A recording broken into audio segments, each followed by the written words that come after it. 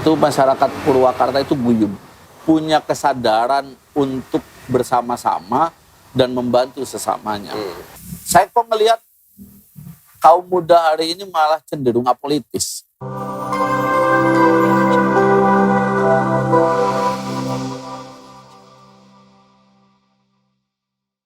Bahan terbesar bagi manusia untuk melangkah atau untuk berbuat itu adalah teologi dan ideologinya, keyakinan, faith. Yang hari ini kepengurusannya sampai ke tingkat desa, bahkan RT RW, itu kan hanya NU di Purwakarta. Yang lain belum ada. Itu ritualnya itu ritual aswaja. Yang tahlilan katanya aswaja lah gitu. Iya. Baik, lanjut lagi sahabat Jabar Jus, obrolan kita dengan Kang Haji Sona Maulida atau Kang Bud, saya lebih kenalnya dengan beliau. Tadi bicara soal pemuda Purwakarta lah ya. Jadi konklusinya, bukan konklusi lah, pembulatan lah ini ya. Saya nggak berani menyimpulkan, Kang, bahwa sekian banyak potensi masyarakat Purwakarta, terutama pemudanya, itu masih soliter, belum menjadi satu kesatuan identitas lah dengan karakter Purwakarta sendirinya itu. Nah, diperlukan sistem sosial yang dibangun, salah satunya adalah didorong oleh pemerintah, tapi tentunya adalah sinergitas pentahelik ya, BCGM, akademisi, bisnismen, pengusaha, community, masyarakat, government, dan media gitu loh. Oke, itu kan. Nah, kira-kira penajamannya lagi gimana atas pembulatan itu, Kang? Saya pikir memang harus dibuatkan tempat yang representatif. Ini model, salah satu model yang bisa dijadikan sebagai pilot sesungguhnya, KP Daud ini, untuk dijadikan model creative sebagai space, gitu. Creative space, terus community space, sehingga terjadi interaksi dari berbagai komunitas kaum muda di Purwakarta untuk bisa memberikan kontribusi maksimal. Dan di sini bisa digodok berbagai macam isu terkait dengan bagaimana kaum muda bisa memberikan kontribusi yang maksimal dan out of the box sesuai dengan pemikiran mereka kekinian. Saya berharap memang ini menjadi salah satu pilot class agar tempat model seperti ini itu bukan hanya menjadi tempat nongkrong dan ngobrol tanpa makna, tapi bisa memberikan kontribusi yang nyata, dan itu menjadi satu kesepakatan bersama di kalangan anak muda Purwakarta untuk memberikan yang terbaik bagi daerahnya dan masyarakat di sekelilingnya. Jadi saya pikir begitu. Gagasan-gagasan gitu ya. Bahkan mungkin karya-karya di sini. Terima kasih Kang Haji. Nah, lanjut kemudian di sesi kedua ini Kang Bud atau Kang Sona. Saya yakin dari semua pemikiran Akang, aras pikir Akang yang terbentuk hari ini karena dilahirkan dari genealogi keseharian Akang. Akang diciptakan di lingkungan mana? Yang saya tahu Kang Bud ini besar, lahir, besar, dan kemudian bergerak itu di lingkungan Nahdlatul Ulama. Kalau tidak salah, dari mulai sekolah sampai pesantren pun Cipasung ya kan? Ya. Cipasung, Tasikmalaya ya? Betul. Cipasung, kemudian organisasi di PMII, kemudian bergerak di Nahdlatul Ulama di organisasi, sekarang juga sebagai wakil ketua Nahdlatul Ulama Kabupaten Purwakarta ya? Ya. Dan juga tadi ketua Partai Hijau, yang kemudian anaknya dari Nahdlatul Ulama ya. Seberapa besar sih Kang Nahdlatul Ulama mempengaruhi pemikiran Akang? Ya. Salah satu bahan terbesar bagi manusia untuk melangkah atau untuk berbuat itu adalah teologi dan ideologinya, keyakinan, faith, teologi. Jadi kepercayaannya.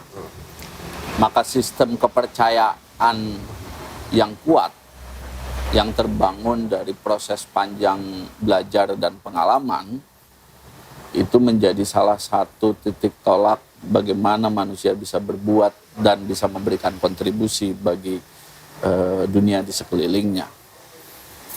Saya cukup lama mengaji aswaja, Ahlus Sunnah wal Jamaah, sehingga kami sebagai Nahdien menganggap bahwa aswaja adalah salah satu teologi dan ideologi yang bisa membangun manusia seutuhnya sehingga menjadi apa yang kita kenal sebagai manusia terbaik, manusia paripurna, manusia yang bisa memperlihatkan eksis dirinya sebagai khalifatul fil ard, pengelola alam semesta ini. Nah, di aswaja itu, di kami itu seringkali berdiskusi dan berpikir bagaimana Ahlus Sunnah wal Jamaah itu menjadi manhaj, cara. Bagaimana pola doktrinasi, dogma, ajaran aswaja itu menjadi cara berpikir kami, cara bergerak kami, bahkan cara berpolitik kami. Gitu. Dan ini memberikan satu warna tersendiri bagi kehidupan berbangsa dan bernegara di Indonesia. Sudah teruji semenjak lama bahwa berpolitik, bergerak ala aswaja dan berpikir ala aswaja ini itu menjadi salah satu sentrum masyarakat Indonesia yang mengakomodir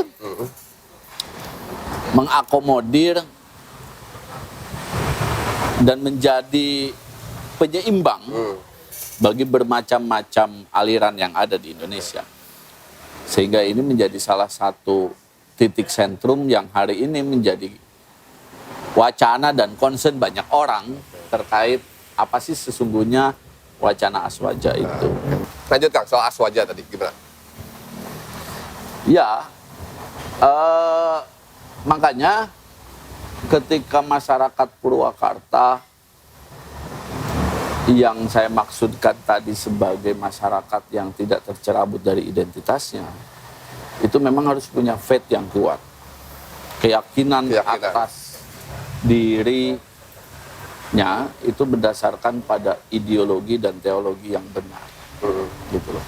Nah, hari ini jangan sampai bahwa perkembangan zaman, perkembangan teknologi menjadikan manusia Purwakarta malah semakin tidak memiliki keyakinan yang kuat itu.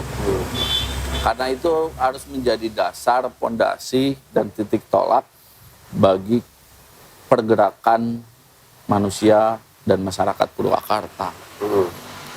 Karena saya sangat mengkhawatirkan sekali apabila kaum muda hari ini tidak memiliki titik tolak dan pondasi yang kuat sehingga akan mudah terombang-ambing oleh berbagai macam wacana, apalagi ideologi yang ujungnya berujung pada gerakan yang notabene itu tidak berbasis dan tidak mencerminkan identitas kita sebagai masyarakat Purwakarta. Nah, artinya bahwa ada dalam pada saat kita berkarya juga harus ada landasan keyakinan yang kuat.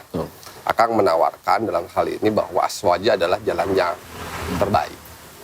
Secara simpelnya Kang, kan kalau masyarakat itu pasti melihatnya apa sih yang ditawarkan yang paling mudah, yang paling kena gitu loh ya ke masyarakat, yang ditawarkan sehingga masyarakat memilih manhaj dalam bergeraknya itu aswaja gitu loh. Yang simpelnya apa sih gitu Pak? Dalam wacana sosiologi kita mengenal ada yang disebut dengan teori antroposentrisme transendental. Oke.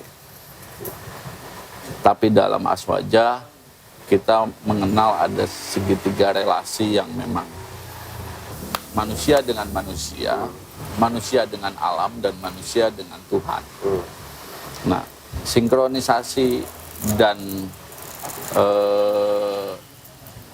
keberlangsungan tiga hubungan ini, apa saja? Ya, manusia dengan manusia, manusia dengan alam, dan manusia dengan Tuhan. Itu harus berjalan seiring tanpa menafikan unsur yang lain.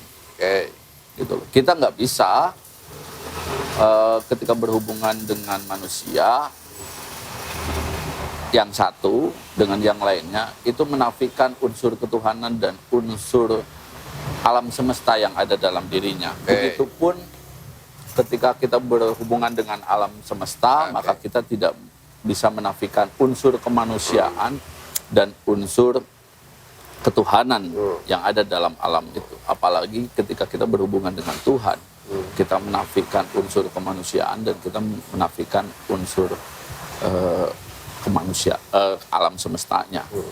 Nah, ini relasi ini harus menjadi pemahaman yang membangun kesadaran bagi masyarakat Purwakarta agar bahwa eksistensi dirinya itu tidak berdiri sendiri, tapi diadakan dan diberikan ruang dan tempat oleh Yang Maha Kuasa untuk memberikan kontribusi yang terbaiknya. Oke, itu nilai spiritualisnya Kang Aswaja. Nilai bukan nilai kalau pragmatis mungkin terlalu kasar, nilai sosiologis. Nilai sosiologisnya Kang. Ya. Nilai sosiologis maksudnya begini. Oke, spiritnya seperti itu. Bahwa dalam Aswaja, manhaj Aswaja memberikan ruang bahwa manusia itu bisa secara transendensial dengan Tuhan itu demikian luas mungkin ya. Demikian luas lah, saya berani bilang demikian luas. Tapi nilai sosiologisnya yang ditawarkan dalam Aswaja itu bagi masyarakat apa sih Kang? Sehingga Aswaja ini bisa menjadi pilihan yang tepat, khususnya dalam konteks Purwakarta, dalam membangun Purwakarta atau dalam menjadi jati diri seorang masyarakat Purwakarta gitu loh ya. Itu apa sih yang ditawarkan dari sosiologis? Kalau misalkan kita memahami bahwa ajaran agama, doktrin agama dan dogma agama sebagai maqasidus syariah, bahwa maksud dari aturan-aturan dan ajaran-ajaran keagamaan itu sesungguhnya itu dimaksudkan untuk manusia sendiri. Apa yang kita kenal dengan usulul khomsah itu, bahwa semuanya ini itu termaktub dalam usulul khomsah itu nilai dasar manusia, 5 nilai dasar manusia. Yang pertama adalah hifdun nafas, bahwa seluruh aturan dan lain sebagainya itu adalah menjaga kedirian manusia, eksistensi kemanusiaan. Yang keduanya itu hifdul maut, menjaga keberpunyaan seorang manusia atau barang, harta, benda dan terus hifdun nasl, terus hifdul fikr, menjaga keberpikiran, terus hifdun nasl itu adalah menjaga keturunan. Nah itu bagian dari usulul khomsah sebagai implementasi pada sisi eksistensi kemanusiaan. Nah dalam sisi komunitas, maka kita mengenal nilai-nilai, jargon-jargon seperti tawasud, tawajun, tasamuh, dan lain sebagainya. Artinya bahwa Aswaja itu berperan pada penyeimbang, keseimbangan, bagaimana melakukan keseimbangan. Terus bagaimana Aswaja concern terhadap persamaan hak dan lain sebagainya. Terus Aswaja bagaimana mengedepankan keadilan dan lain sebagainya. Nah itu adalah prinsip-prinsip Aswaja dalam konteks sosiologis. Dan juga Aswaja mengenalkan soal bagaimana mengenai keberagaman juga ya. Iya. Jadi tadi ya persamaan hak, keberagaman, kemudian tadi apa? Tawasud, tawajun, tasamuh, ta'adul. Gitu. Itu yang ditawarkan oleh Aswaja. Dan itu berkorelasi tepat dan momentumnya tepat dengan kondisi masyarakat hari ini secara luas. Misalkan bahwa kan bukan globalisasi saya bilang, bahwa ruang kreasi masyarakat hari ini itu kan dihadapkan bahwa semua orang bisa berhubungan, in touch, berhubungan, bisa mengenal, bisa memperoleh informasi apapun tanpa dibatasi gitu. Nah, Aswaja menawarkan bahwa itu korelasi dengan Aswaja, di mana kemudian orang juga untuk bisa menghargai persamaan hak, menghargai keberagaman dan lain-lain, itu memang korelasi tepat dengan kondisi yang sekarang. Maksudnya begitu gitu ya? Gitu kan? Nah, Aswaja, kalau misalkan Aswaja sebagai manhajul fikr, sebagai cara kita berpikir, maka dengan cara Aswaja kita bisa melakukan filterisasi itu. Jadi seluruh wacana, seluruh informasi dan lain sebagainya itu oleh Aswaja bisa difilterisasi. Sehingga kita menjadi alat penyaring tersendiri, mempunyai alat penyaring tersendiri terkait dengan berbagai macam wacana dan informasi yang masuk ke diri kita, agar kita tidak mudah terombang-ambing oleh wacana, oleh ideologi dan informasi yang menyesatkan. Karena hari ini dengan kemajuan teknologi kita seringkali kehilangan waktu dengan dan cara untuk melakukan verifikasi terhadap sesuatu. Nah, tapi dengan aras berpikir Aswaja kita bisa melakukan filtering itu. Oke, paham. Dan juga Aswaja itu mendorong orang untuk lebih moderat kan sebetulnya. Betul. Ya, betul. Sama dengan spiritnya dari digitalisasi atau globalisasi ini. Betul. Kan? Globalisasi lah, jangan digitalisasi. Kalau digitalisasi kan teknik banget lah gitu. Dengan globalisasi. Ya, bentuk permisivitas Aswaja seperti yang tadi di awal saya bilang itu, kalau sili asa, sili asi, sili asu itu ada di Aswaja. Salah satunya itu adalah Aswaja itu punya adagium al-muhafadatu ala qadimi sholli wal aqdu bijadidil aslah. Apa itu? Mempertahankan yang lama tapi baik dan mengambil sesuatu yang baru yang lebih baik. Gitu. Jadi ada proses keseimbangan di situ. Nah, itulah yang menurut saya itu harus menjadi salah satu fondasi bagi masyarakat atau kaum muda di Purwakarta. Jangan sampai kita menerima secara terbuka dan memakai secara full apa-apa yang menjadi trendsetter kekinian. Saya ngeri ketika misalkan kebaikan menjadi personalisasi dan personifikasi egosentris manusia.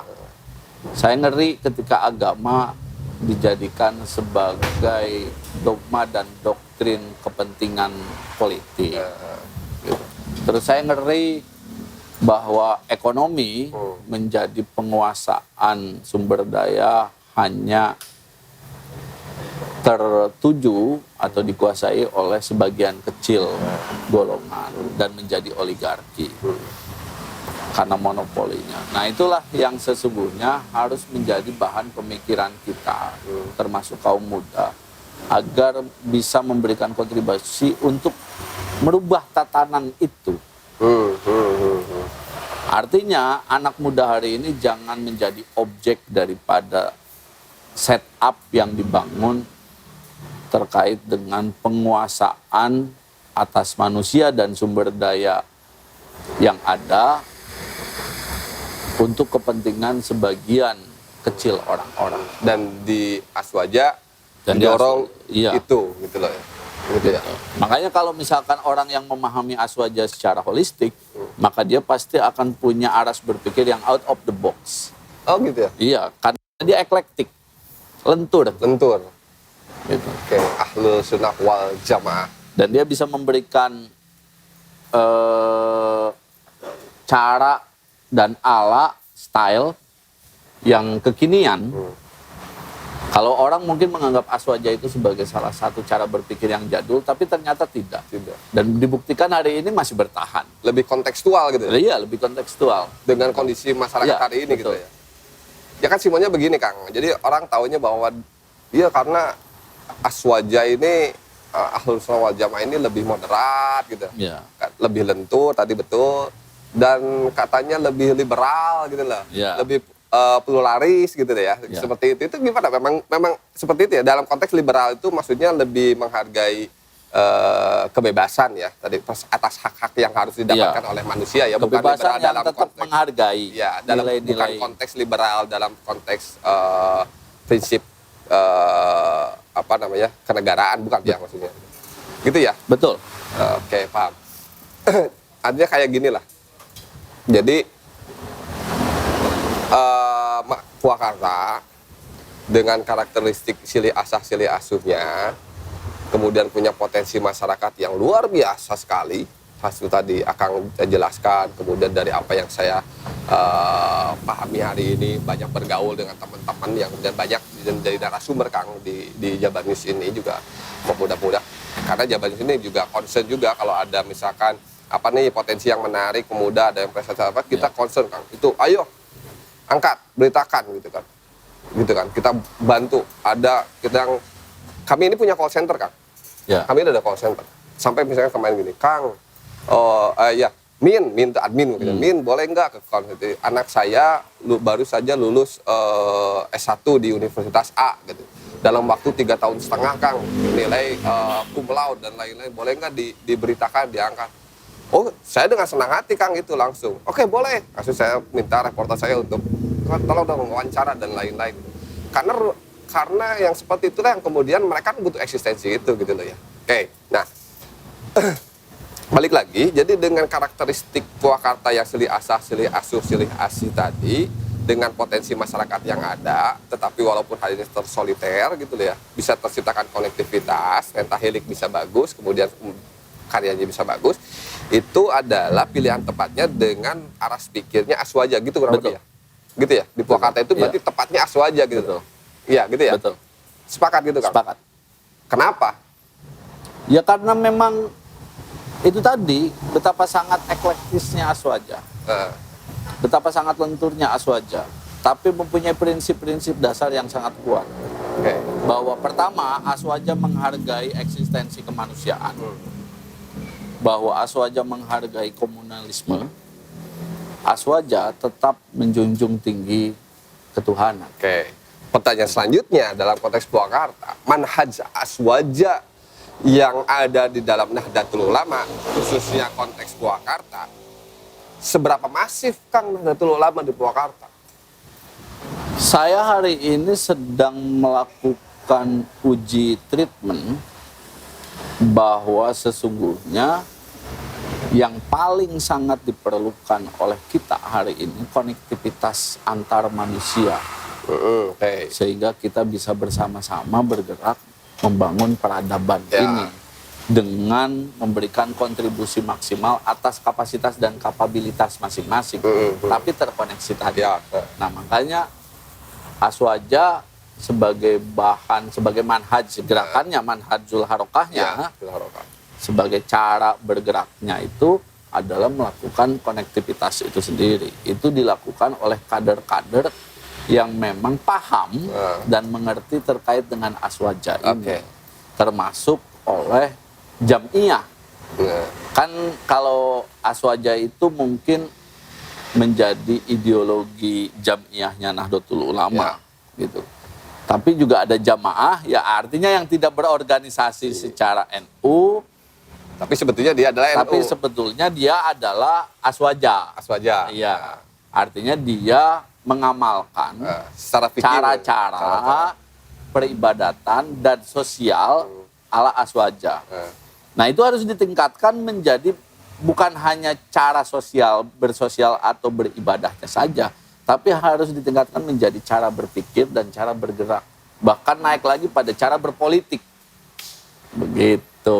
Nah, pertanyaan saya tadi Kang, jadi apakah akan menganggap hari ini sudah seberapa masif atau memang sudah masifkah Nahdlatul Ulama di Purwakarta? Ginilah poinnya lah. Gitu. Saya baru melakukan tes gerakan.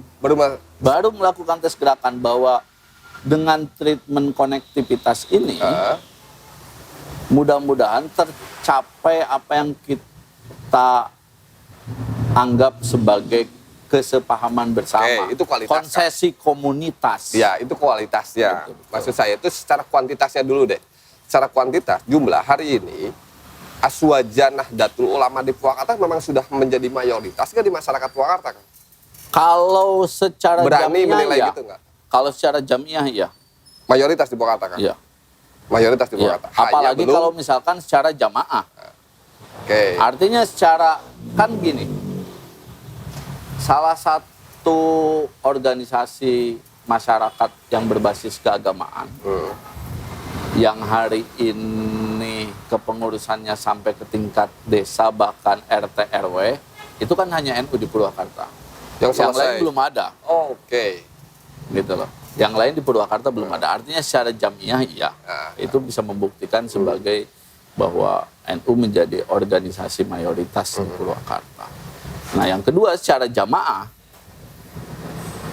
saya yakin bahwa hampir 60-70% masyarakat Purwakarta itu ritualnya itu ritual aswaja.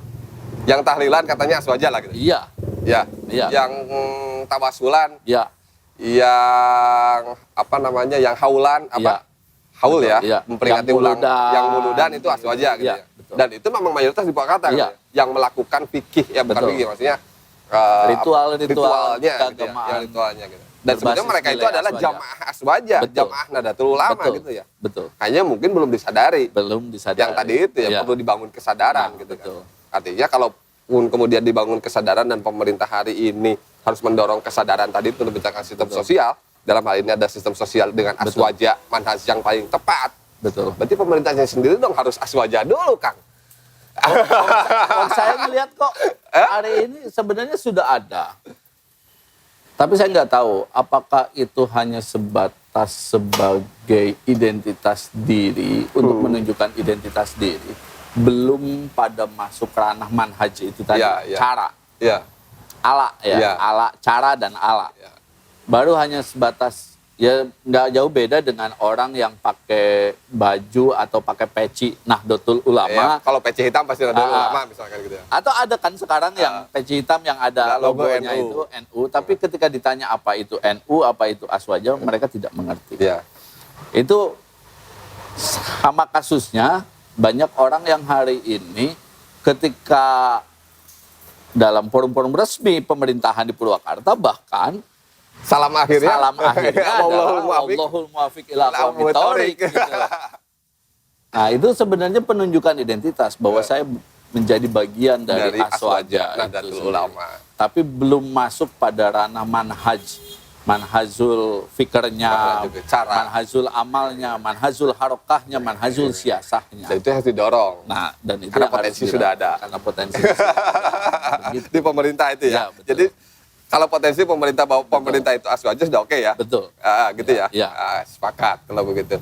Kalau saya tidak boleh menyepakati, tapi enggak kalau saya di media tidak boleh. Kalau saya sih melihat bahwa semangat Ahlus Sunnah wal Jamaah, nilai-nilai Ahlus Sunnah wal Jamaah itu harus menjadi bagian integral dari berbagai macam laku sosial kita, termasuk laku kekuasaan kita.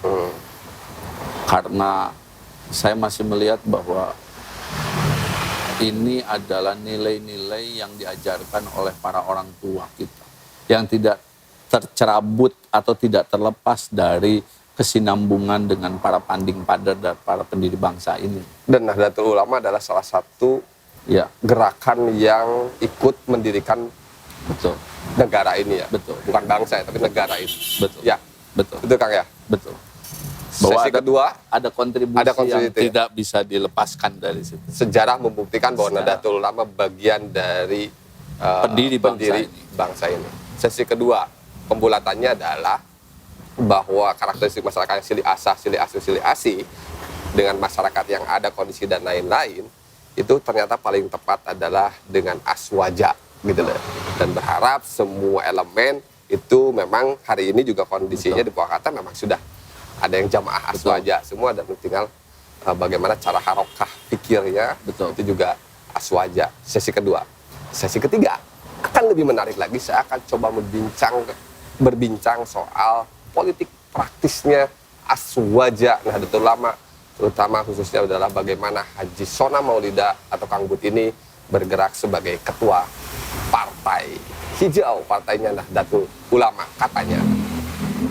Kembali lagi nanti sahabat Jabar News, dan jangan lupa subscribe JMN Channel karena YouTube-nya jabarnews.com, JMN Channel, juga ikuti sosmed-sosmednya di FB, Instagram, dan lain-lain nanti di bawah ini.